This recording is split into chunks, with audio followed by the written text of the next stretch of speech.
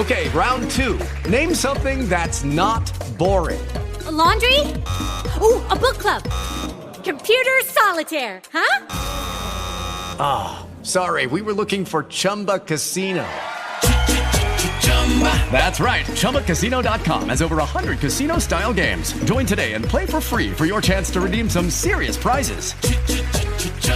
ChumbaCasino.com. No purchase necessary. Void where prohibited by law. 18 plus terms and conditions apply. See website for details. Welcome to DC On Screen, a podcast about the DC Universe properties being produced for film and television, from next year's Batman v Superman, Dawn of Justice, and Suicide Squad, to weekly television fare like Arrow, The Flash, and Gotham. Now that you've been welcomed, you should also be warned. This is a spoiler-filled show. If it's been released, it's fair game. I'm David C. Roberson of Maladjusted.tv, and this is my co-host, Jason. Hello. This week we'll be recapping Arrow Season 3 and The Flash Season 1, but as always, that will follow the news. All news reported can be seen, by the way, on our Facebook page, facebook.com/DC On Screen. This week, we're going to start off with TV news, specifically some sad TV news. NBC's Constantine is finally over. Showrunner Daniel Cerrone officially announced the news saying, "I promised I'd share news when I had it. Sadly, that news is not good. The cast and writers of Constantine are being released from their contracts. The studio tried to find a new home for the show, for which we're forever grateful, but those efforts didn't pan out.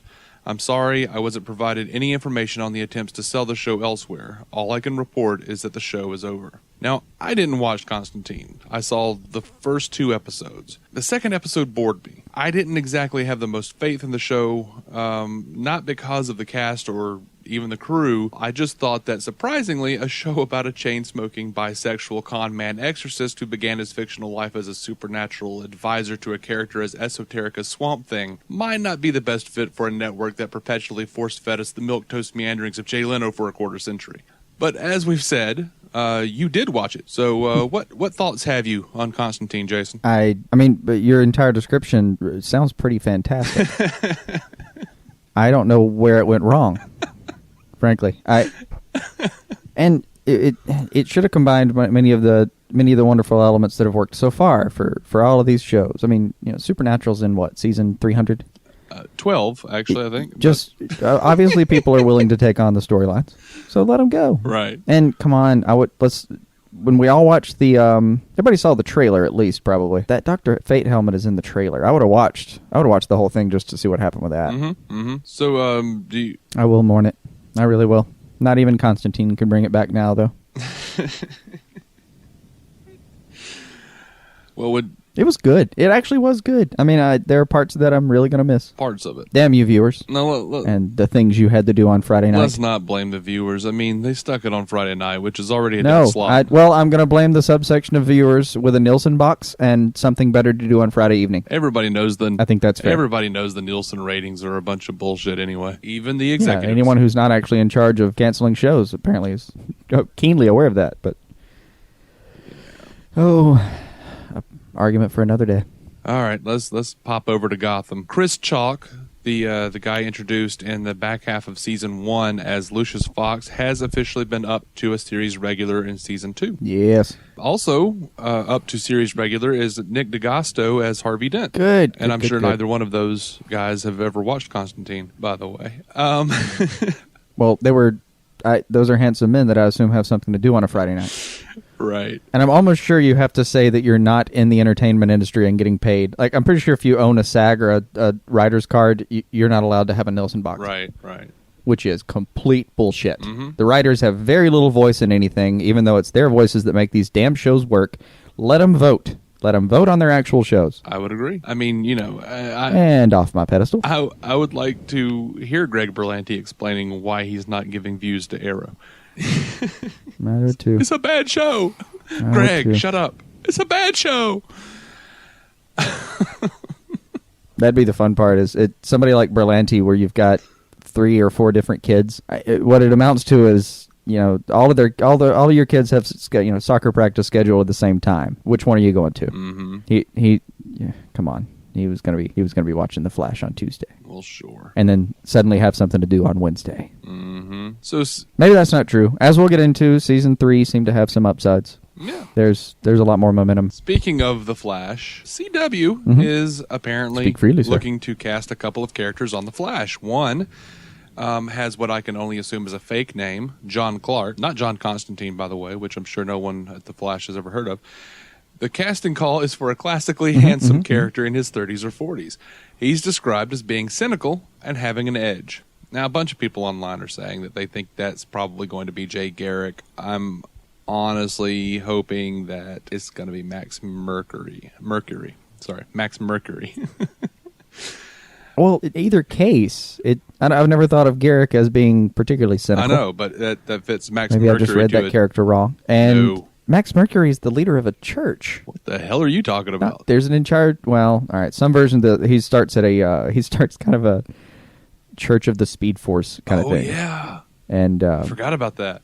Yeah, but Max Mercury. I mean, it was the. While that would be a fun thing to do, cynics don't generally make it to a pulpit. Well, there's a reason there aren't atheist churches. Well, Max Mercury has been around for years and years, like decades and decades and decades, and I'm not even just talking about the character as a fictional character in our society. I'm talking about the person that the character is. Like, he has within the context. Yeah, he has time jumped.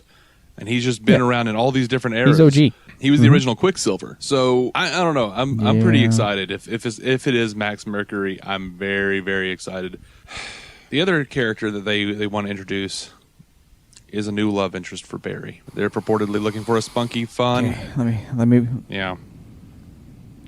Okay, I'm bracing myself. Yeah. Sorry. They are looking as you were. They are looking for a spunky, fun, and funny female Central City police worker with a scientific mind. In the description, they even go so far as to name drop Felicity Smoke. They're calling this girl Wendy. Fans that I've read have talked about is probably Patty Spivot, a character from the Flash comics, who is kind of popped up as a love interest for Barry in the New 52. I don't want this. I don't want this. This is not what I want. Well, it was that or Iris, and you've been plainly against Iris so far. It's not that I'm against Iris. I'm against the writing that has been placed behind Iris. They just didn't give her a whole lot to do. They're like, she's writing a blog, and now she's actively sabotaging Barry's relationship with Linda because feelings. Because feelings. I'm like, you are. It's on the CW. You can get away with because feelings. I don't care if it's the CW. In fact, it's lauded. Fine. It's going to end up being like Wendy with an I, WNDI. Well, that's a fake name. She's going to have some weird cutesy haircut. She did in the comics, but yeah. It'd be fun. Get the ukulele girl from Scrubs. Well, then I really wouldn't. I really would not want Iris and Barry to wind up together. I really wouldn't. I really wouldn't either. But I'd watch the hell out of it. Right. So would I. I'm going to watch the hell out of it anyway. That's what we need. This show needs to be more camp. Right. It needs a ukulele montage somewhere in the middle of the Flash getting ready to, I don't know, fight Jay Garrick, because there's two speedsters, so they have to fight for a second, right? Well, sure. Why not? They have to be annoyed with each other, partially. Can't just be a bromance from the start. So, as is most often the case, the news taketh, the news giveth. We've got something else here that's pretty exciting. Taketh Constantine. Robbie Amell, who's never watched Constantine, who plays Ronnie Raymond.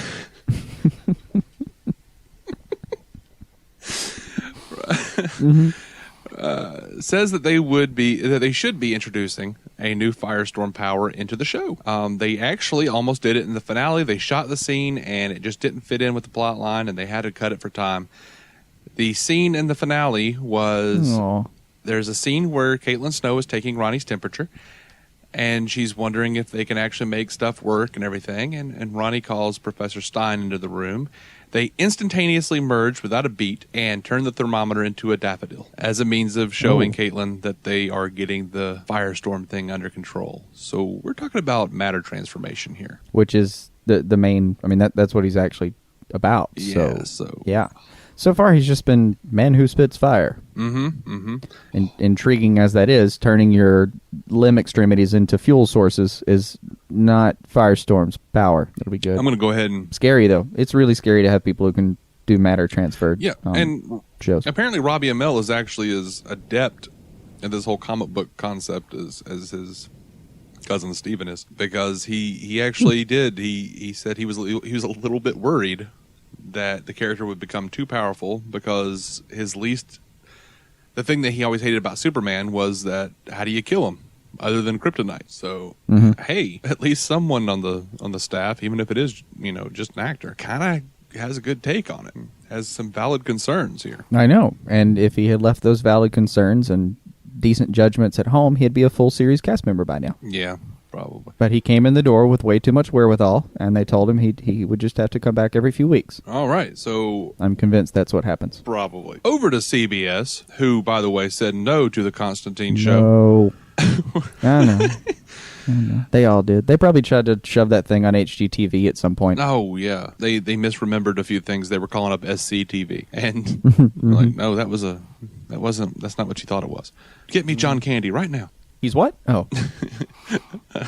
Supergirl is going to premiere on October 26th. And there's a rumor. Okay. There is a rumor, and I've only been able to find it on one place, but from a pretty valid source, generally, Hercules from Ain't It Cool News. And he's saying that he's hearing that the plan is to integrate her into the same TV universe shared by The Flash, Arrow, and Legends of Tomorrow. That's all he says, though. They have released an official synopsis of Supergirl, action-adventure drama based on the DC Comics character Kara Zor-El, Superman's cousin, who, after 12 years of keeping her powers a secret on Earth, decides to finally embrace her superhuman abilities and be the hero she was always meant to be. 12-year-old Kara escaped the doomed planet Krypton with her parents' help at the same time as the infant Kal-El. Protected and raised on Earth by her foster family, the Danvers Kara grew up in the shadow of her foster sister Alex and learned to conceal the phenomenal powers she shares with her famous cousin in order to keep her secret identity. Years later, at 24, Kara lives in National City assisting media mogul and fierce taskmaster Cat Grant, who just hired the Daily Planet's former photographer James Olsen as her new art director. However, Kara's days of keeping her talents a secret are over when Hank Henshaw, head of a super-secret agency where her sister also works, enlists her to help them protect the citizens of National City from sinister threats. Though Kara will need to find a way to manage her newfound empowerment with her very few human relationships, her heart soars as she takes to the skies as Supergirl to fight crime. That is the official synopsis. Well, that was long. I know! That was a very long way of saying this. Let me do the synopsis over. Ready? All right, let's do it. Supergirl, a show premiering October, what'd you say, 26th? Yes. October 26th on CBS. Sure. It will essentially be Superman meets Frozen. Have a nice day. And there will be a karaoke scene. I guarantee it. I just... There will be a karaoke scene. I will eat something that I would otherwise not eat if I'm wrong. Short of a Now, hat. the really interesting thing to me about the synopsis is the Hank Henshaw drop. Freaking Cyborg Superman? Really? Cyborg Superman is going to be the Harrison Wells of Supergirl? Okay. No, they don't have to make him straight. They will, though. They will. What he'll end up being is some government project to keep a check on people like Superman. Yeah, maybe. That's how these things happen.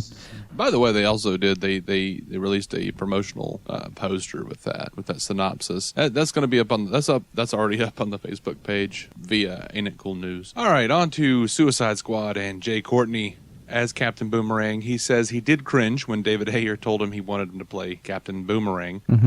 Can't imagine why. Apparently, Jay Courtney was not a comic book kid growing up, so he had to kind of dig in and look at the history of that. But is actually pretty pleased with how dark and gritty and awesome that David Ayer has made Suicide Squad and Captain Boomerang in particular.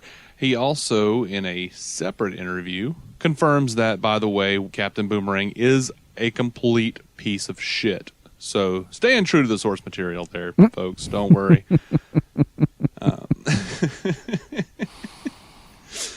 Now, popping over to, still Suicide Squad. Pictures have leaked of Common and what his costume looks like. He's got a bunch of tattoos on his head. And piercings and whatnot. He looks a lot like the Green Lantern's the Tattooed Man. Everyone was really, really kind of certain he was going to be Black Manta. If he is Black Manta, I mean, I guess it would fit in with the tattoos and everything. It would kind of fit in with the way Aquaman looks. They do look a little Manta-ish, I would say, but... it'll give Aquaman something to do while he's driving in a 67 Porsche and shooting through a window of something. Right, but they haven't actually said who Common is playing in Suicide Squad yet. So, by the way, Warner Brothers has actually released what? Did you have something?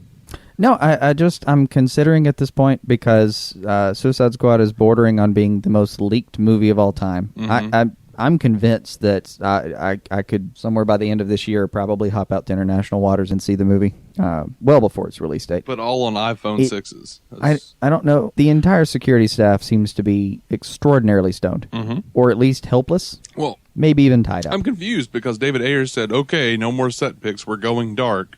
We're going to do everything else on a studio. And then... By going dark, he means that Leto's going to wear a freaking cloak? Yeah, I don't know, because a ton of other set pics. I keep forgetting what those Star Wars characters are called, but he looked like one. Unless, of course, people were taking... I'm assuming this is paparazzi shit. Like, people are out there taking pictures. They're saving up pictures because... It's gotta be. Some of these are great photos. Yeah, they're saving them up, and they're waiting, and okay, well, they've gone dark. Let's release these out, trickle them out, That's what I'm assuming is happening. Yeah. If they keep releasing this many set photos, at some point I'm going to be able to take all the leaked photos and string them together in the right order and watch the movie. Mm-hmm. So that being said, I'm considering, and you and I can discuss it at length over the week, I'm considering, should we do a moratorium on Suicide Squad leaked photos?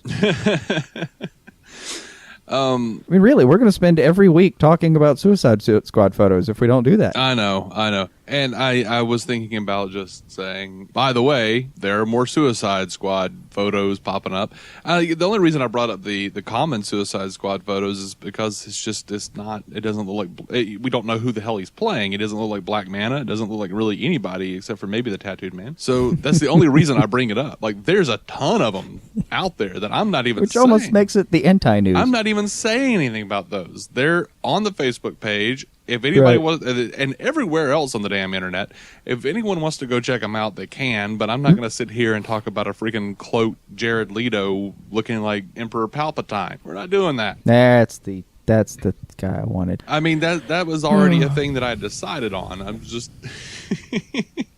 like, we've got 45 pictures of Will Smith hanging from a rope. Who the hell cares? Yeah. Yeah, in full costume, so you can't even really tell it's him. Well, he did take off the mask for a couple of them. All right, we're moving on to the official and completely tepid synopsis for Batman v Superman, which, by the way, does not mention John Constantine at all. Fearing the actions of a godlike superhero left... Ill-expected. What? Unexpected. I fully mentioned that the people at BVS would take time out of their day, put their flags at half-mast, and openly admit the morning of John Constantine's show. Right. Maybe I've exaggerated his impact. Perhaps. Alan Moore is... By assuming there was Alan one. Moore is somewhere weeping into an occult book. Fearing the actions of a godlike superhero. Well, here's what happens, though. Get excited, because if a character goes too far to the outskirts, eventually he gets picked up by Grant Morrison and becomes even better. So go ahead. You know what? Now I'm in favor. Go ahead and cancel Constantine's show. Just cancel the whole fucking comic. Mm-hmm. And then wait about 5 years, and Grant Morrison will have a little idea. There we go. Maybe. The whole thing will be ruined. Maybe. This is how I choose to mourn. Okay, now maybe third time's the charm. Batman vs. Superman, official synopsis. Fearing the actions of a godlike superhero left unchecked, Gotham City's own formidable, forceful vigilante takes on Metropolis's most revered modern-day savior, while the world wrestles with what sort of hero it really needs. And with Batman and Superman at war with one another, a new threat quickly arises, putting mankind in greater danger than it's ever known before. If you're waiting for more, I'm sorry, there is no more. That's what WB released. That's what Warner Brothers has released as their official synopsis. That which we already know, minus all of the things we I'll also give them know. this. They managed to express nothing in fewer words than CBS did. Yeah, but I could have heard... I could have dealt with a Wonder Woman. Because I learned exactly shit from the CBS release, too. Right. And, they got backlash from this because they didn't mention Wonder Woman. So all the Wonder Woman fans were like, well, I thought Wonder Woman was going to have a big part. Which she will. Warner Brothers. No one promised you that. Wonder Woman. The movie says Batman v freaking Superman. I think that's... When is their court date, by the way? I think that's why it's V instead of versus. The V is Wonder Woman implied. Right. Batman, vagina, Superman. Yeah. Take that, Internet. Yeah. Yeah. Chew on that for a second. But no, seriously, like, lots of people were upset because they thought Wonder Woman was going to be a bigger part of the plot, which they're not even saying who the bad guy is here. I mean, I thought Aquaman was supposed to be in here too. But the 2015 Aquaman, Flash, every freaking body's supposed to be in here somewhere, or at least popping into the Suicide Squad. Yeah. Well, the 2015 Whatever. Licensing Expo. Freaking ever. The 2015 Licensing Expo is pretty much what Warner Brothers kind of came back at them with. Tons of promotional art. We're not talking about all of it, but tons of promotional art. We got to see the Suicide Squad logo, which looks exactly like the comic book Suicide Squad logo. Pictures of Superman, Wonder Woman, and Batman's costumes up close. Very detailed work. A lot of it looks really cool. We got to see the inside of the Batmobile. All of those pictures are up on the Facebook page, so go check those out. There are lots of other places on the internet as well. Yeah, I saw some of those. And, is it sad that my first thought is, why is this in a museum? Why aren't you filming something right now? Damn it, man. Don't you know I'm waiting? It's the Licensing Expo, Jason. This armor should not have a day off. It's the Licensing Expo. It's not having a day off. It is doing a different job today. It's doing a very boring job. They are pimping their wares to the people who will bring us nice toys and things. This is like watching Batman fill out warranty information on a part he just got for the Batmobile. A little. It needs to be done. He needs that 3-year guaranteed warranty, but I don't want to watch it. Well, I mean, it's, a year until Batman v Superman? It's kind of nice to actually have like an expo where people can just go and take pictures and kind of check out all the stuff that's going to be coming down the pike in the next year. It amps up excitement. Maybe not for you. Hell, not even for me. No, my impatience tempers my excitement. Yeah, no. Speaking of excitement, one last bit of news. Machinima has dropped all 3 episodes of Justice League Gods and Monsters Chronicles. They are amazing. Each and every one of them. They're dark. They are pretty damn twisted, honestly. Couldn't be more excited for this. One of them's actually called Twisted. Yes, yes. The Batman versus Harley Quinn episode, I believe. It's called Twisted. And it is... And I'll say this is only quasi news, because part of the point of this podcast was to give you something to chew on in the times between releases of actual DC content, which is why we have the time to go back and do reviews of season 1 and 2 of Arrow, for instance. Well, at this time, while there isn't anything new, once there is something new, we'll be reviewing that. Of course. Such as what we're doing now. TV has breaks, though. And during the time, though, that you have these kinds of breaks, it's important to find something to do. And since we all don't have more important things to do, or just plain don't want to do them, can I suggest looking at the Gods and Monsters movie in general as a way to fill your time? Well, the Gods and Monsters movie... Do not forget to watch the Chronicles first. Right. The movie comes out July 28th, and I am waiting with bated breath, because this first season... I mean, these are 3 episodes, maybe 5-6 minutes each. 6. They are nice little stories. They're contained stories about the versions of these characters you were going to get in this movie. I get the feeling that they just had a bunch of ideas and they didn't have time to throw them all into the one movie, and they thought, well, shit, let's just do a thing. Let's just do a web series, and I'll be forever grateful to Bruce Timm for this, because this is amazing stuff. This is really cool. Oh, and that was one of the cool parts about just watched these this morning. But the coolest part about it is it's clearly Bruce Timm's animation style. Oh, yeah. I mean, every 5th roof has a water tower on it that's on exactly the same little stages. I mean, it's the same ones you can use if you play the Arkham games. You could swoop across this rooftop, which is actually what I imagined doing when I saw that little shot. It's hard not to want to grapple things once you've played Arkham City. Right. It's exactly the Bruce Timm kind of style. It's his baby. But he's doing some things that didn't exactly show up in BTAS. Right. Full gruesome scenes that I'm sure someone told him he wasn't allowed to draw. I'll just say I don't really want to get into spoiler territory, because you should just really go experience it for yourself. But heads in refrigerators. Well, we did disclaim it as if it's been released, it's fair game. Yeah, but it's an internet thing. I feel a little iffy about it. Are we going to give them? All right, you've got 1 week. You have 1 week. You've got 1 week, Internet. And we'll probably work it into our conversation next week. And then I'm talking about Brainiac. Okay, screw it. We're going to talk about it now. That was freaking great. By the way, they didn't skimp on cast either. Benjamin Bratt. Yeah. as well. It's not even going to be Batman. It's going to be Kirk Langstrom. Yeah. So Michael C. Hall. Mm-hmm. No, I'm sorry, I was the wrong way around. Benjamin Bratt as Superman. In this world, it's like Zod's actual kid. Is that right? Yeah. I thought I just remembered it differently. I was willing to take your word for it, I guess. No, I remembered it wrong. And you've got they're in the White House. They're in the Oval Office, and they're referring to Superman as an arrogant bastard. I think it was. They are. Yeah, this is not your boy in blue. And you look at the scene he's in. He's clearly got a heart and knows what to do with it. But man's cold. Man's cold. Yeah, he might end up being. I might end up liking his version a lot more than what I've seen recently. Yeah, we'll see. The least messed up. And now this one I was excited about. Mm-hmm. What? I was just going to say the least messed up of the three. Michael C. Hall as. Try this all again. Go. I was saying the least messed up of the three is the Wonder Woman short, which was pretty much just fun. Yeah. I thought they were actually going to throw in a couple of jokes there more than they did. It was very light and fun. Now feel free to talk about Michael C. Hall to your heart's content. Yes. Dexter as freaking Man-Bat. He's got a good voice. He's got a voice that's needed to be doing voice acting for a while. I don't know if he's. I don't know what's going on with that. But yeah, great voice. Mm-hmm. They got to do some stuff. I mean, just the characters alone. You've got. It's not even Batman. It's Man-Bat. You're going to have him running around the city, apparently being essentially Dexter, just killing the ones he chooses, just killing the bad ones. So he finds Harley, who's running around in one of the skimpiest outfits I've ever seen even Harley dressed up in. Yeah.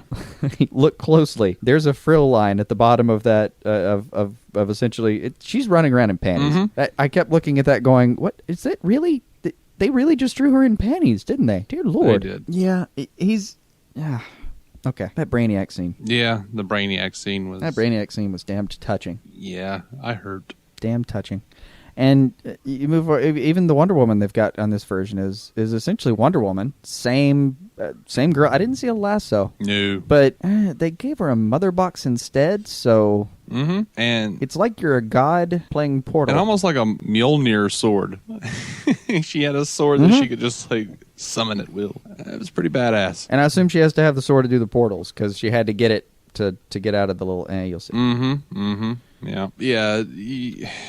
Really, these things are like 6 minutes long, so just go devour them. Take you like 15, 20 minutes at most for counting ads here. Yeah, in the time we've been raving about them, you could have watched 1.5. Just go do that. And do it, like, pause the podcast. Go watch that right now. There's no excuse not to.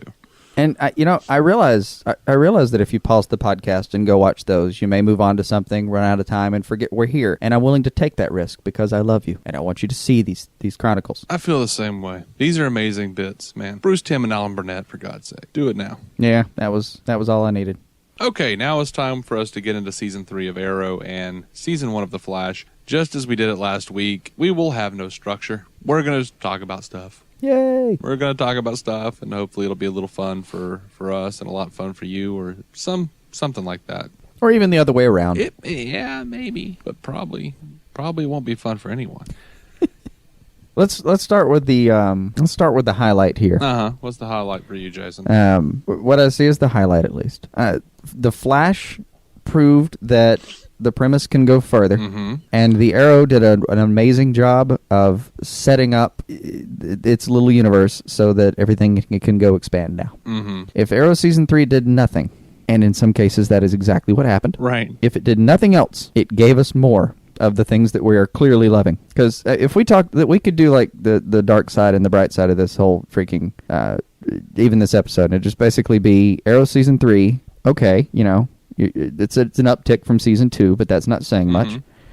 And then The Flash, which is, if we started, would just be an hour of us going, oh my God, The Flash is awesome. Roughly, yes. Maybe not. The big villain, in case you didn't know, of The Flash is Harrison Wells, who is secretly Eobard Thawne, a.k.a. the Reverse Flash. That character, as played by Tom Cavanaugh, is so intensely interesting that it really just, I could not give any damns about Ra's al Ghul over in Arrow. He was one of the most, and I was really hoping, but he wound up being, for the first half of the season, he was really interesting. And then he wasn't. Basically, the build up to He Ra's was al Ghul. only interesting then because you had hope, and by the end of season 2, you had lost that hope. You mean season 3? You were as a viewer, you were going through some sort of like viewers League of Assassins training, where they break you down and build you back. I didn't care. I don't remember the guy who plays Ra's al Ghul. I don't. I'm sorry, and I know that makes me a shitty host, but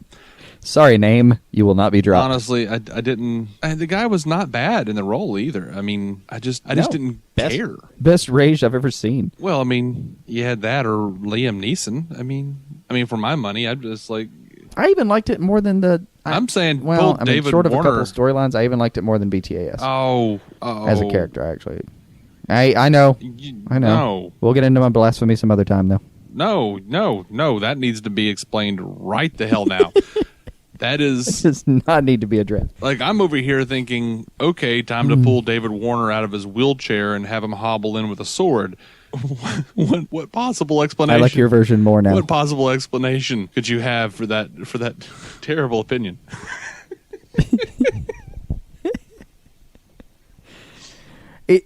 He is a lot. This guy was a lot more interesting to actually watch, and here's the reason I can say that, because I have never given two damns about Ra's al Ghul. Mm-hmm. Never. He's not one of my favorite villains of anybody. Mm-hmm. The most interesting thing he's done as a villain was, in any of the books I'm even aware of, is hop into Batman's files and use his plans, because they were better. That was badass. I believe that was Mark Waid who wrote that story. I do not recall. I mean, that was badass, but anybody could have done that. That could have been Svetlana. That could have been freaking Dr. Ivo. Anybody. Could have been, but it weren't. It was Raish. But it weren't. And that's the best you've got, though. He's not an interesting character to me. He's a dude who runs a League of Assassins. Everything about him is either live or die. There's no nuance to the character. I've never cared. There's not a lot of play for me here. It's him. It's his daughter that he keeps trying to creepily pimp out. I think that's part of what I don't like about it. Is it always feels weird and slightly rapey. Just his storylines, especially the ones that actually involve his daughter. Yes, detective, you shall marry a daughter of mine. This one was no different, by the way. Yeah, we thought that he might be different, and then like the last couple episodes, he's like, "And you shall marry my daughter Nissa." And we're like, "Oh, right." It's all about I will decide who beds my daughter. No. I don't know. This guy played it a little interesting, and maybe it was just the fact that it was a live character playing it. Maybe it's just a live person doing something, and I thought there might be more nuance to it rather than the cartoon version where I know what the hell's going to happen. Right. The character has only ever been truly interesting for me in Batman the Animated Series. I love David Warner. I love that strange, creepy little voice he's got. So yeah, Raish was never the most interesting character to me, but at the same time, he was never better than he was on Batman the Animated Series. For me, there's a very low bar. A low cap on this whole thing. I think my excitement level is not going to go over 1.5. Well, I think what I really loved about the animated series version of it is they didn't get into the League of Assassins stuff. We just had like cats running around with like cyanide gas, that they would kill themselves with, which was crazy to see on a cartoon, by the way. Saturday morning is some dude just and we got that here too. By the way, not going to be interrogated by Batman. Gas. All right. Damn. Okay. But with the Raish, it wasn't like you never really saw him. It's a good way to win an interrogation. Well, sure. You lose a lot of other things, but you won that interrogation. Raish. In the series, though, in Batman, the animated series, you never see Raish with a bunch of ninjas by his side. Only Ubu. And I think more fun than even Raish was, I loved Ubu and Batman's dynamic. Like Batman goes to walk in front of Raish and infidel. That's one. Like Batman's counting how many times Ubu can actually like step up to him before he takes him down. You must forgive my manservant, Batman. And as fun as that is, I don't know. I can't. So Ra's al Ghul, not the most interesting villain. When he was cast, when he was brought up last year as, we're going to have Ra's al Ghul, I mean, I thought it might be fun. I thought it'd be a much lighter part, though, because I didn't know they'd take on this whole Al-Sahim thing. But yeah. Hey, that was at least a cool thing. And I'll give him this. And this is why I've liked Arrow when I've really liked it. It's been because of this. They didn't drag it out. The action stuff, when things happen, they happen. Mm-hmm. So he commits to being al-Sahim. He does. And like 3 episodes later, he betrays him. Well, I don't have to sit there and watch him be in training for a year. None of that crap. You know what? I feel like that was dragging it out. It was dragging it out longer than it had to be. I was like, oh, why are we doing this now? What, like your version of it would have had him going, Rage, I'll accept your request. Psych! Like, what did you... what did you... I maybe would have had one cliffhanger. And pull his hand back and put it behind his head. I maybe would have had one cliffhanger where he's like, I accept your offer. And then, see, basically just like with Gotham, I would have pushed it up. You push that shit up to mid-season. Now, when Raish kills Oliver when Raish kills Oliver during the duel at the mid-season cliffhanger, that was cool. That was awesome. Oh yeah, I was all a Twitter. It is. It's moments like that. And we asked this question at the end of the season 1 and 2 review, and we couldn't adequately answer it because at this point we were in the middle of a dark cave and couldn't see light on any end. But it's moments like that are just damned cool. It is. Like just Oliver being like, I'm gonna sack up and go take down Ra's al Ghul. Okay then. And then they had the balls. Get on. They had the balls to kill Oliver Queen at the end of the. That was. I know it's a mid-season finale. Yeah, I know. I know he's going to come back. Sure. I know all these things. And yet, you stabbed that boy in the heart. You stabbed him through the heart. I thought you just stabbed him through the gut. I'm sure as hell going to be back in January trying to figure out how you're getting out of that. I was fairly certain he just stabbed him through the gut. Was it just the gut? Well, he pushed him off a cliff anyway. Yeah, but they did a really good job of showing that fight. For cliffhangers, you can't beat actually shoving somebody off the side of a cliff. That's true. Take that, Meta. But they even did a good job of the choreography there because it looked like Raish was toying with him. It looked like he was. It really did. He has his little hand tucked behind his back most of the time. He's just strolling around. You can tell this is a man who's been sword fighting for 200 years. And winning all of them. He has the kind of lifestyle he lives. It's kind of like the thing about anybody who's a bomb expert, by definition, has never had a bad day at work. Him too. You cannot roll around being that level of gangsta and not have some real fight in you, and he has done it. Yeah, I'll give it that. And you see it. That's why. I mean, about mid-season when I was seeing him just toy with Oliver, and then even gave him a little bit of credit that he fought a little bit better than he thought he would. He was giving him a kindergarten at that point, but it's still. Yeah. All right. So. It got intensely interesting there for a while. The season 3 of Arrow started out with an exciting twist. I knew it was coming at some point. I just didn't know when. The death of Sarah. Now, of course, that also meant that inevitably one of the cast members had to be the one that did it. And I oh, yeah. You weren't going to pull in a new character for that. And it was like, they were like, well, it would be kind of cool if it was Roy, if he did it on the Mirakuru and blah, blah, blah. Or it really could be cool if it was Thea and Malcolm Merlin had it. Wait, screw it. Let's do both. Okay. Right. All right. So we get to see these characters trudge through these terrible, stupid emotions. Yeah, Roy, whose red hood is actually made out of herring at this point. Right. And this is, we live in a reality where people will do incredibly stupid, terrible, hurtful things because they're drunk, and they won't blame themselves because they were drunk. These characters are under mind control and terrible drugs, like Mirakuru. Roy sacrificing himself, going to prison because I killed a policeman once when I was out of my mind and didn't know what I was doing. I'm getting what I deserve. Yeah, that one's a little existential for me, I admit. I can get down with the idea that he's giving money to the family. I understand. Let's ignore the fact that cop probably had a pretty good that was pension actually plan. Really nice. That was some depth there. But yeah, that was nice. I like that. But to be I appreciate the nobility of feeling bad. I can get it behind it as a storyline. It's not the worst thing that they've done to us. Right. Could not be more sick of. See, I think in Thea's case, well, in both of their cases though, they have this. I think they think on some level that they were the ones who actually did it.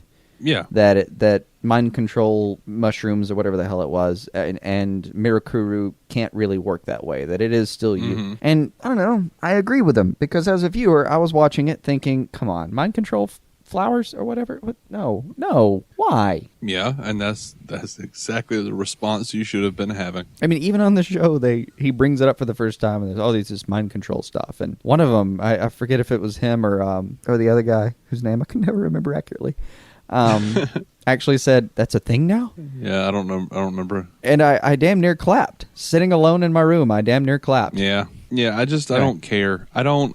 Thea, though, I'm willing to buy, I guess that there are magic mind control things. This is purportedly some version of the DC universe. I've accepted a lot weirder, to be honest. That's fair. None of that makes it easier for me to accept that Team Arrow would just keep letting Malcolm Merlyn come in. I don't buy it.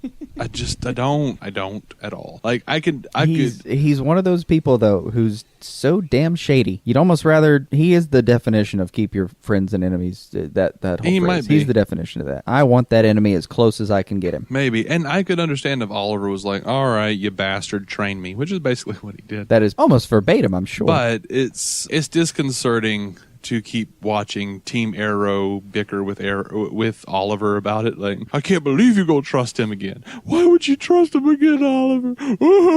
Oh, my damn. Can we just all come to a decision that we're either going to follow Oliver or not and stop bitching and whining about it? It was...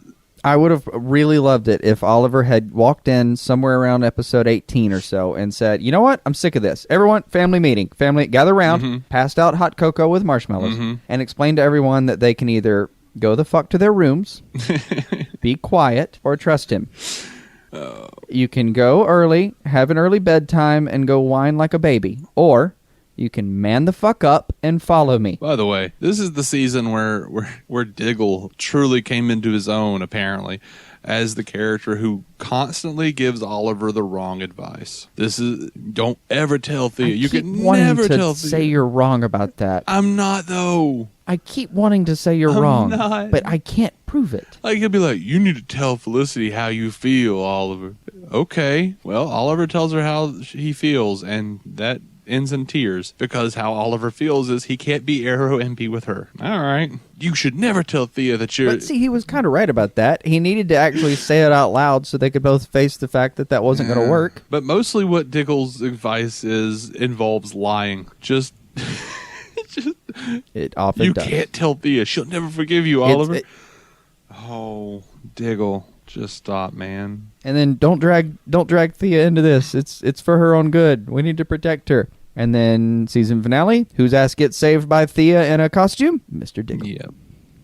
Now, by the way, this is one of my favorite things about this show so far is, and I've said this before, they spent all this time protecting Thea from apparently being a badass. Yeah, of course. She would not have been a badass if it hadn't been for Malcolm Merlyn. It was the most, I don't know. That is the one decision she made in this entire show that I got behind. Mm-hmm. At the end of everything around season 2's ending, she kind of looked around and went, you know what? Fuck these guys. I'm going to go with this guy. Mm-hmm. I know he's a piece of shit. I know he's lied to me my entire life. But he is at least apparently my dad, and we're going to go explore that for a minute. Mm-hmm. I'm actually shaky on whether she knew. She knew it was his dad, right?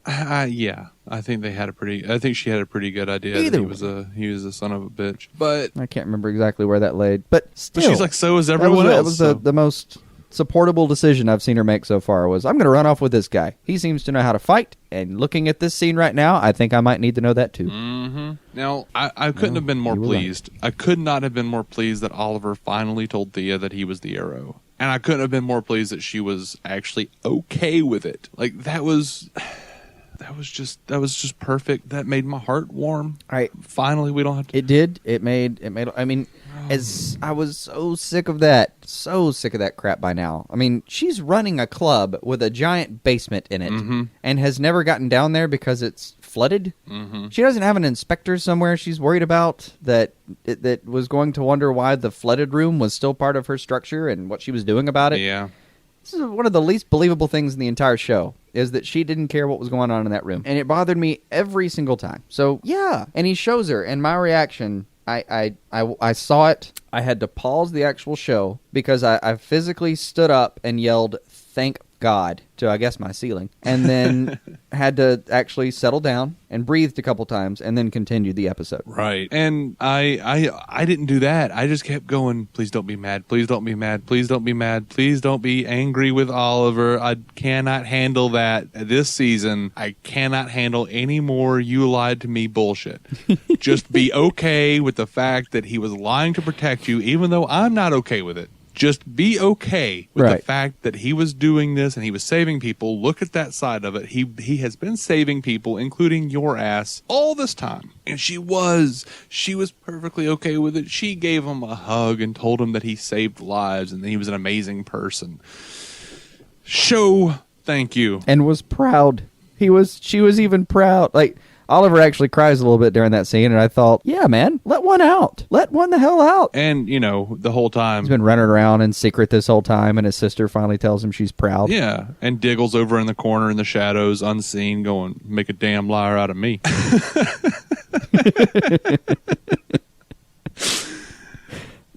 Diggle, you are the warrior of the century, not a relationship counselor. Right. He is, though, man. He is. I enjoy watching him fight more than Arrow, more than Oliver, I guess. The only reason is this: he has this really. I'm sure there's a word for what I'm thinking right now, but he has this very handsy fight style that looks like a barroom brawl, and it's quick as all fuck. Mm-hmm. It's just fun to watch. Like, I'll go back and rewind his scenes because he'll in the last couple episodes. What is he? He walks up to like two people, and he walks up to the two guards and gets within striking distance and kind of tells them like, "Hey guys, hey!" And then the moment he's within striking distance, it's like 8 hits, right, in about 2 seconds, right. And they're done. His scenes are really fun to watch. So Oliver tells Thea that he's the Arrow. She's behind him all the way. Thank you, show. But the show giveth and the show taketh away. The show made us pay. And somewhere, Constantine was not seen. Right. The show made us pay for that very easy, seamless transition from Thea not knowing to knowing by giving us more than half of a season of Quentin Lance being pissed at Laurel. Yeah. For not telling him that Sarah died. That was the other big one that I was just kind of, please just tell your dad. Please just tell your dad. I know he's over here sputtering and clutching his heart every 5 seconds, but please, damn it, just tell your father that Sarah's dead, you piece of shit. He knows that she's a ninja. He knows that she's in danger. Just be like, hey, Dad, by the way, I hate to tell you this. He knows she works for the League of Assassins. Her job is to enter mortal battle. Right. His old ticker can keep handling that. Just go ahead and tell him. By the way, and this is... If a cardiologist ever listens to this freaking podcast, please do me the favor of responding to this question. Is there a condition that you can have in which you would be eligible to work as a high-level police officer with field work, right, and yet would actually die if you heard hard news? Well, to be fair, they told him to stay out of the field. They did. They told him to stay out of the field. But he obviously was okay when he got out there. Well, but no, he wasn't always okay when he got out there. Except for like one time, and he just needed a nitro pill, and he was on his feet. Way to go. No, sir. I was so annoyed. Except for the hospitalization. I was so annoyed because he keeps going to the field. I'm like, damn it, Lance, stop going to the field. Every time he gets in the field, he raises a gun and starts having a heart attack. They kept showing us that. Him like raising a gun, falling on the ground, holding his heart. Damn it, man. Sit behind your desk. Be angry with the world. Stop raising that gun because you're gonna have a stroke or a heart attack or something. Fumbling for your pills, man. Oh man. Well, if I understand it correctly, in order to carry a firearm on duty, you have to pass a barrage of physical and mental tests. Mm-hmm. I don't mean too many of these things, but at the very least, you have to be physically healthy, and you have to be not remarkably unstable mentally. I phrased that very specifically. All right. That's a minimum. So let me just rephrase the question then. Is it possible to have a heart condition in which you would be eligible to carry a gun on duty and yet not be able to take what is only metaphorically heartbreaking news?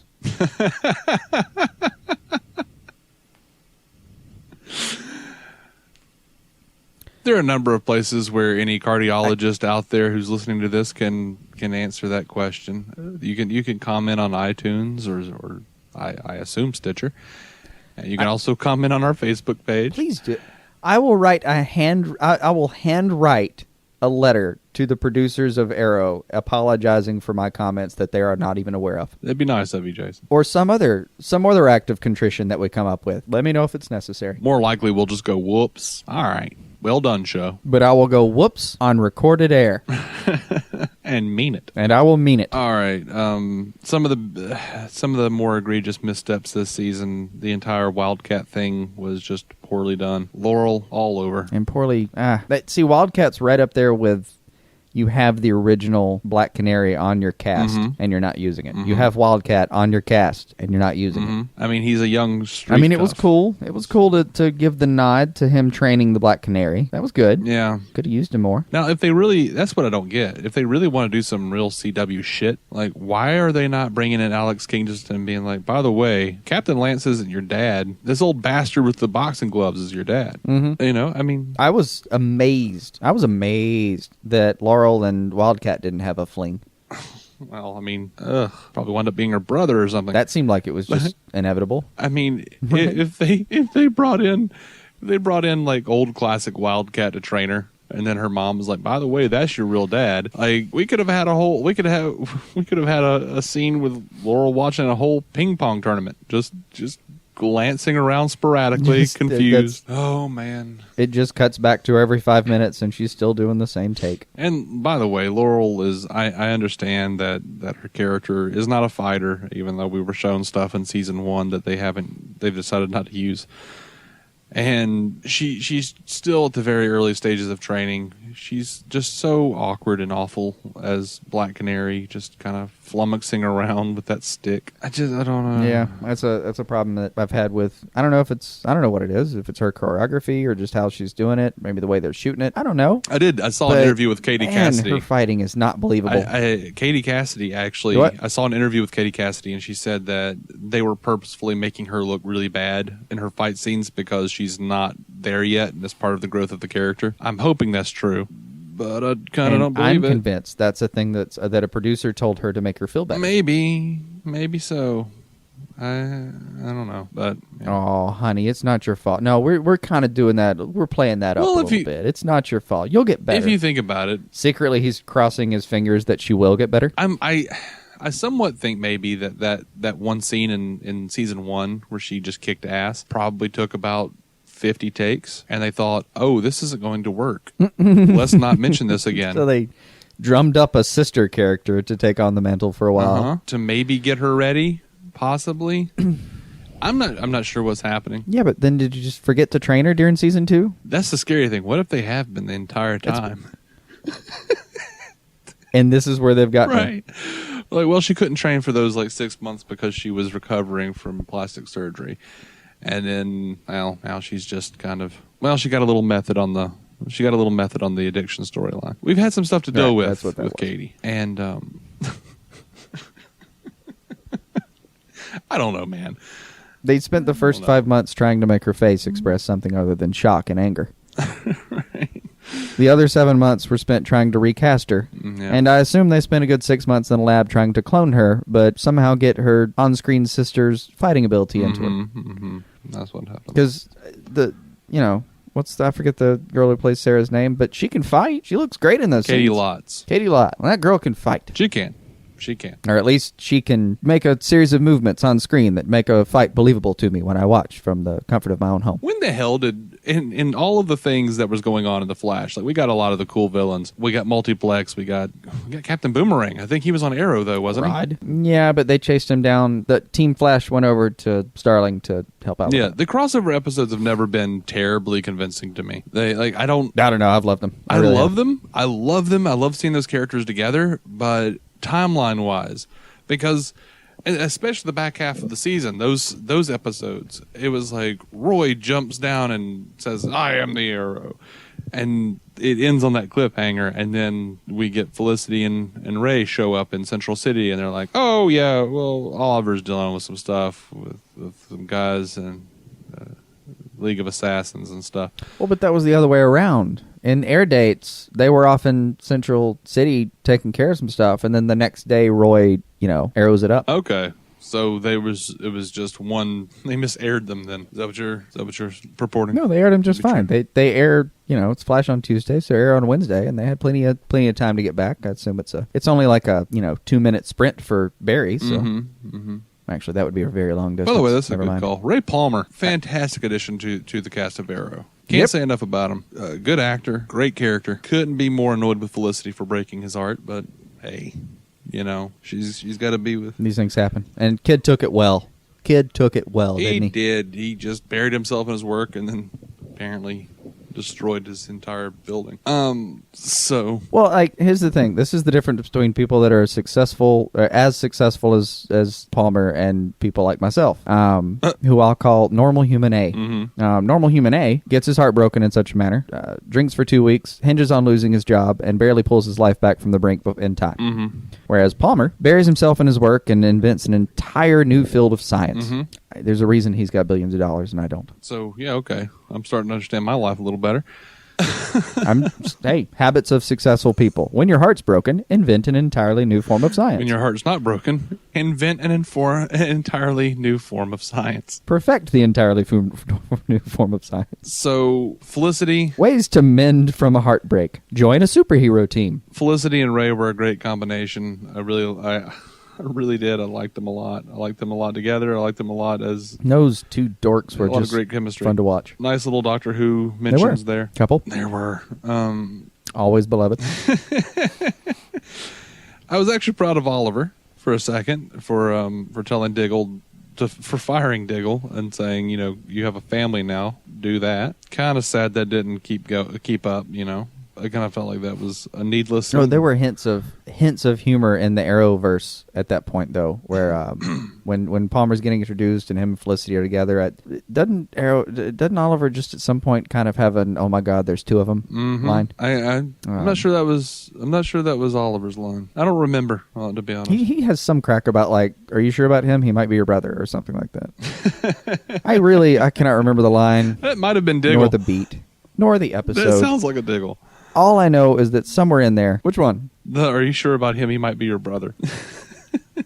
You're right. I really can't say. See, Diggle, though, has actually dropped a joke here and there. I know it was Oliver that said at least one joke somewhere in there, and the only reason I remember it at all, because obviously I don't remember the line or where it went or who said it, but I do remember who said it. All right, strike the who said it. I'm almost sure it was Oliver. All right. And he is capable of levity. I would think I would remember that, but maybe not. Last few episodes. Oh well. Now with Flashville here, we talked about some stuff we didn't like about it because we've gotten to talk about Flash a lot, but it was actually live airing when this whole casting of pods began, so we got to do a recap of that finale. We did, and break it down for you and whatnot. But I mean, as a season, man, 8.5 out of 10, right? Yeah, man. And what's great about The Flash is it actually lends credibility to Arrow. There was that nice little bit where you might not have, if you were just watching Arrow this season, you might not have understood why Captain Lance just so all of a sudden quickly forgave Laurel for lying to him about Sarah's death. But the reason that happened was because of a fan-damn-tastic talk with Joe from The Flash. And Joe just pretty much puts the whole thing in perspective for Lance. Oh, you're saying I'm a dick. Cool. Okay. I'm going to go hug my daughter and tell her I love her. I mean... Look, if you need to put some just homegrown heart into a scene, grab you a Joe. Grab you a Joe West, Grab man. you a little slice of Joe. Grab a piece of Jesse L. Martin with those big, tearful, soulful eyes. Oh, my God, Joe. They are. I think Joe might be my favorite character of The Flash. Just every time I see him, he grows on you, doesn't he? He didn't have to grow on me. And his eyes, if there is ever kind of a Mad Max apocalypse of some kind... Those big doe eyes, no one's ever going to kill him. I don't care how hard you think you are. You look into that man's eyes and you try to end him. I dare you. Every movie and or television show where they end the world as we know it, when the when the onslaught of the wave is coming toward a major population. I'm just thinking of maybe the nuclear blast in the distance in the Terminator movies, or the first Terminator movie where you see the swing set in the little playground. I just every apocalypse movie from here on out should cut to that swing set and Jesse L. Martin holding a little girl and looking up at the fallout. Tearfully. It would sell me on every apocalypse movie. This is, you can I can put an anticlimax on every apocalypse movie from here on by doing this. Whatever your Act 1 is where the apocalypse starts, fine. And somewhere during Act 2 when it all starts revving up, or somewhere during mid-movie where the war is really about to begin, you have your humans on one side and your, I don't know, genetically modified crab-human hybrids on the other who are now charging. Mm-hmm. You could stop every war from that point on by just... Instead of putting out your armies, just send him out the front gate across the moat and just have Jesse L. Martin stand there and kind of go, come on, guys. War will end. Also, any further... All the crab people will be like, you know what? You're right. Click, click, click, click. Also, any further Sharknado movies? I just want Jesse L. Martin running around with a chainsaw, slicing up flying sharks, and laughing his ass off. Just having a great time with it. I will watch every Sharknado movie if they put that in. And then being really sad when all the sharks are dead. They're never all dead, Jason. They're never all dead. All right, so how... They've really dealt with a lot of time travel stuff in Flash. Totally down for it. Love it all. Let's do it. Can't believe Harrison Wells / Eobard Thawne killed Simon Stagg. How are we going to get Metamorpho now? I keep forgetting that's where that comes from. Yeah. Just so much good stuff in The Flash. Iris is obviously the weak link because apparently none of those writers know how to write a woman. Or maybe they do, and I'm a misogynist. I don't know. They just haven't had... There hasn't been a lot of room for her. Like, right. There's been enough going on in that show that she didn't need to be a huge plot turner most of the time, and she hasn't. Yeah, been. She's just. The 2 times that she had a real effect on the season storyline were, once when she talks him out of the fight with Grodd, and I think it was before that when they actually have a moment and finally kiss, and then Barry resets time. Yeah. It's been all back half of the season. Anything she's done up to that was writing in a blog or naming him something awful like the Streak, or I don't know, being angry with him because he was mind controlled one time or something. I don't know what to do with that. Like there have been longing looks from Barry toward her, but nothing substantial. They haven't given her a lot to do. They just didn't know what to do with it yet. It's like buying a new grill and hooking up the propane and not really being able to afford steaks for a few weeks after that. Just sits there being useful and pretty, but nothing else that you can really be done with it. Yeah. I don't completely buy that she's Joe's daughter either. Like, I understand. Why? I understand it, but I realize it's a thing in the show. No, I had to explain Raish, and you have to explain that. What is unbelievable about that relationship? Their relationship is completely unbelievable to me. I can't believe that Jesse L. Martin's character, I can't believe that Joe would sire such a useless being. And like I said, maybe that will change. He didn't. He sired an entirely useful being who just hasn't had enough time on the show yet to be all that useful. That's possible. I kind of hate the whole let's not tell Daddy that we're dating thing with her and Eddie. That just seems that outright seems.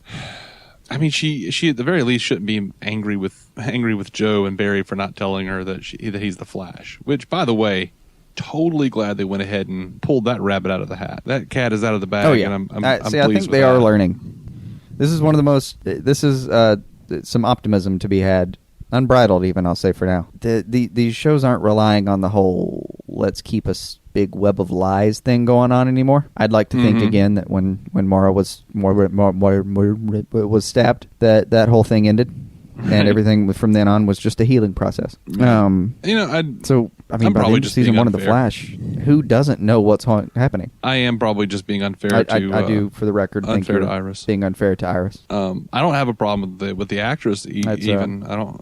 It's just a lack of character depth in a lot of ways, and then in just her not having a lot to do. She just kind of they rode this it was a bad arc. It just was. It made me think less of the character, that she was sort of just sabotaging Barry's relationship with Linda because she selfishly wanted. Yeah, that was kind of a Barry somewhere subconsciously, like she's actively sabotaging Barry, but it's all subconscious. She didn't mean to. I don't know. I'm not buying that.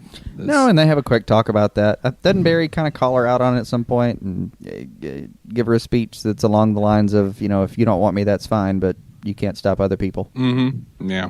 He got a little annoyed with her being, I don't know. It really was. It was you can't have it both ways.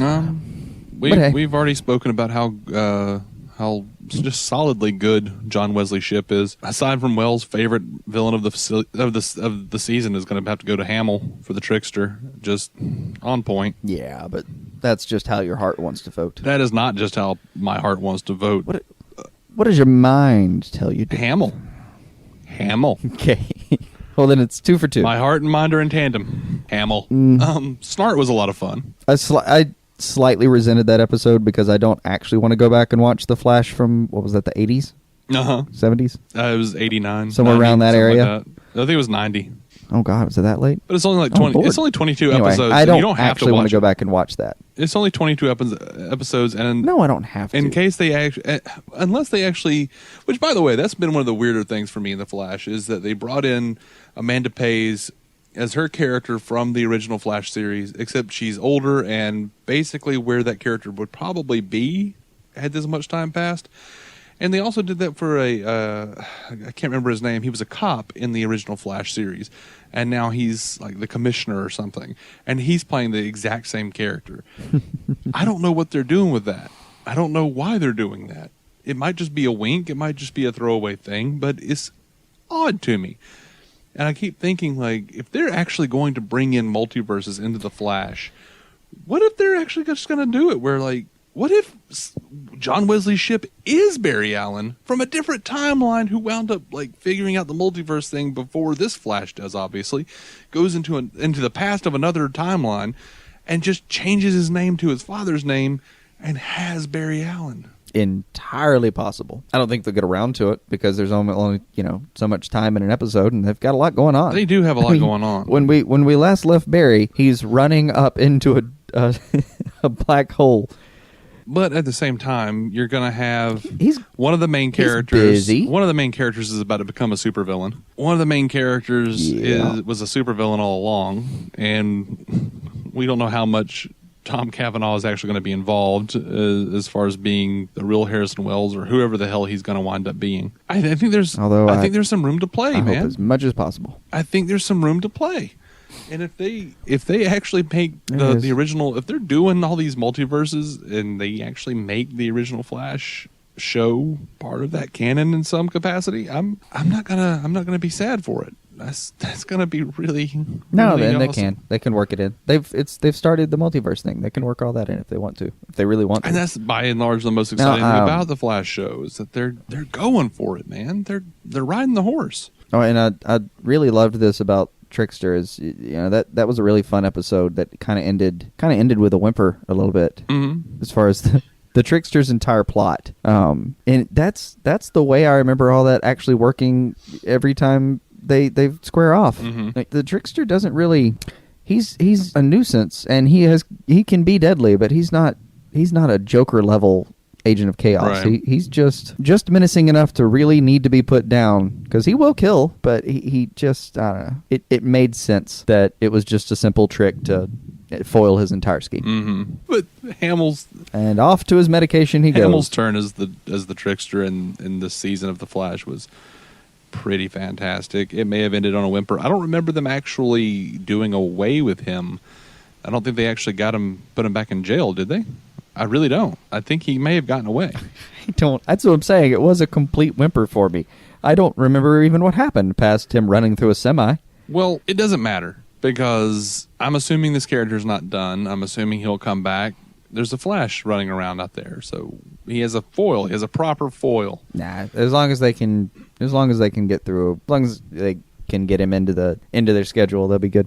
Right. Let's end it with this, though. Let me ask you a couple of quick questions. All right, sure. Okay, you already answered who your favorite villain was, right? So we got Trickster. Well, aside from Wells himself, yeah. Sure. Now, we know, though, that we know there are some new villains coming, but short of them, although if you feel so strongly about one, go for it. Who do you think's there to cause the Flash the most trouble next season? I'm really sort of hoping it's Mirror Master. Me too. Really sort of hoping it's Mirror Master, but no, we don't. I think They haven't mentioned a big bad for two. No, they haven't. And I'm hoping it's Mirror Master to some degree, but I'm kind of expecting it to be Caitlin Snow. I think it actually will be probably Killer Frost. Yeah. It would go in line with what we've been dealing with in the first season of The Flash, where you have Tom Cavanaugh being one of them, and then turning out, by the way, I wasn't. So season 2, I would be looking at Caitlin Snow, who has been one of them, turning, and by the end of the season actually being just a really bad person. Now, I might be wrong about that, and God help me if it winds up being the Anti-Monitor. I'm just gonna piss myself with glee. Oh, it's too early. No, in my overwhelming scenario where Supergirl actually gets involved in everything, you got to wait a few seasons. Well, sure, but that's your scenario, and that's how we would do things. But I mean, honestly, man, I don't know. Like, where could they go? I mean, if they have. They've already talked about if they're going to introduce more speedsters, it's going to be this season. We might very well have by the end of the season, by this time next year, we could be talking about. Well, they're already going to get a couple. How we have, we watched The Flash and Wally West and Max Mercury and Jay Garrick running around fighting the Reverse Flash or something. Which we know he's not dead. We know he's not going away. So no, all of those people are. But there are people. We don't have to get to Anti-Monitor level bad. No, we don't have to. That's a multiversal level of bad. Screw it. Let's bring in Impulse too. Let's do that. Need a couple people that can. Right. We just need somebody who can stop the Flash, and there's plenty of people that can do that. Mirror Master among them. You know who the villain of season 2 of the Flash should be? It should be Arrow. We saw how quickly that cat took down Reverse Flash and Flash himself, actually. Yeah, I mean, we've never talked about that. Just a quick aside: the Arrow versus Flash fight scene. 100% yes. Indubitably, that was. I mean, God. There's the reason we watch these damn shows. Yeah. There's seasons. I mean, the whole chunks of a season will be boring. There'll be story arcs, and we're gonna bitch about all of those things. For that is our purpose. But then there are scenes like that where you have an enraged Barry, just gut punching Oliver. What must have been some 250 times. And Oliver's still Batman for all intents and purposes on this show. He might be, somewhat whiny at times and make poor decisions that Batman wouldn't make. No, Bruce made plenty of poor decisions. Oh, sure. I believe he almost married that Sarah Kane lady once upon a time. Well, I think the list ends and begins with putting a 10-year-old in a costume. But not saying I don't want to see it on screen. Just saying it's probably a poor decision. That's a fun argument to have. No, man. No, Batman's infallible. That guy's always right. Okay. All right. One word response. Robin. Right. Well, which one? Doesn't matter. Doesn't matter. All right. So wrapping up our take on Flash season 1 and Arrow season 3. Ollie Felicity suddenly very together at the end of this show. Arrow is not the Arrow anymore. They're riding off into the sunset. Malcolm Merlin, and he can't be anymore because he's Malcolm. Remember, the Arrow title has been taken from him. Yeah. Malcolm Merlin is now Ra's al Ghul. I gotta think we're gonna see Tommy again. I think he's gonna bring back Tommy. Nah, I'm serious. I think he's gonna Lazarus Pit Tommy. He's gonna look at Thea and go, "Oh, maybe it was a myth that the Lazarus Pit, does terrible things to people." Because he warned Oliver and he warned all of them. If you put Thea, who has been killed, by the way, in that Lazarus Pit, she's gonna come out changed. Well, she came out and she was fine, so far as we've seen. So maybe he's thinking. Well, she had a panic attack, and then her memory was bad for like a week. Yeah. But that's totally worth reviving someone. It was the equivalent of having a meth weekend or a dissociative fugue. It was it. I'm not completely certain that all of Arrow hasn't been a dissociative fugue, but yeah, we're gonna wake up on the other side, and there's not gonna be any series. And that's the important thing. As much as we bitched about him, I don't want a reality where I've dreamed that all of these things exist. I still want them. Well, sure. Hell, I even like them. If you dreamed it, that means that you were the bad writer, at the very least. Right. And I will not say an elsewhere this shit. No. We're going to keep the story. We are not going to say an elsewhere. All of it matters. Shit. It might be one of my favorite things anyone's ever said. An important thing to remember.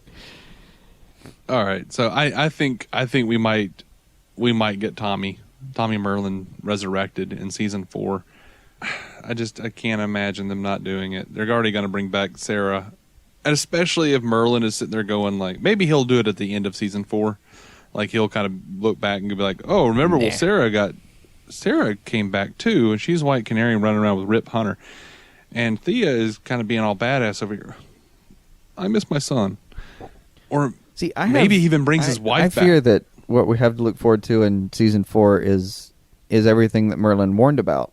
I have this fear that there's going to be a lack of mind control for Thea, where she's going to be trying to be a vigilante with Team Arrow there, and will keep finding herself, killing people or doing whatever it is, whatever bizarre behavior they inflict upon her. Damn it, man. They're going to temper that storm, and Malcolm Merlin is going to notice, and when he does, Tommy and possibly his wife are going to be coming back.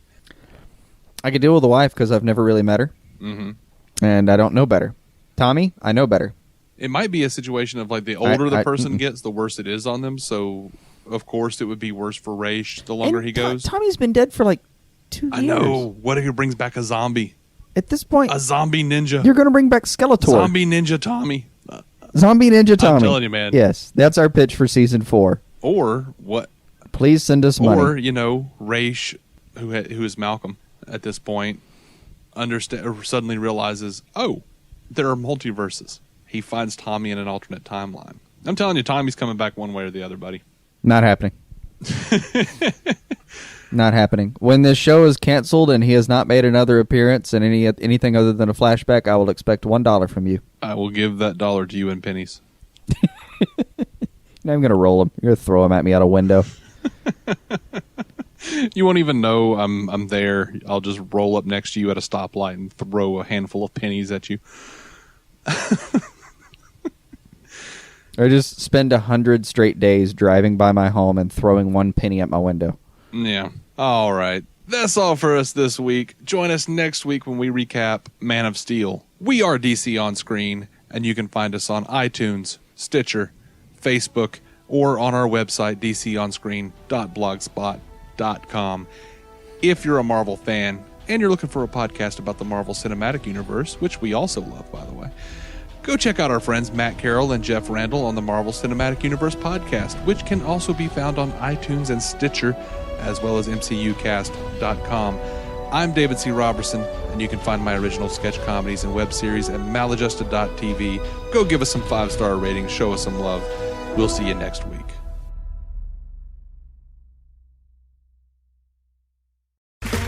Okay, round 2. Name something that's not boring. A laundry? Ooh, a book club. Computer solitaire, huh? Sorry, we were looking for Chumba Casino. That's right. ChumbaCasino.com has over 100 casino-style games. Join today and play for free for your chance to redeem some serious prizes. ChumbaCasino.com. No purchase necessary. Void where prohibited by law. 18+ terms and conditions apply. See website for details. O'Reilly. It's Superstart Battery Month at O'Reilly Auto Parts. Get up to a $25 gift card after rebate with the purchase of select Superstart batteries. Our professional parts people will test your old battery for free and recommend the right battery for your vehicle. For power, performance, and reliability, choose Superstart batteries only at O'Reilly Auto Parts. O'Reilly Auto Parts.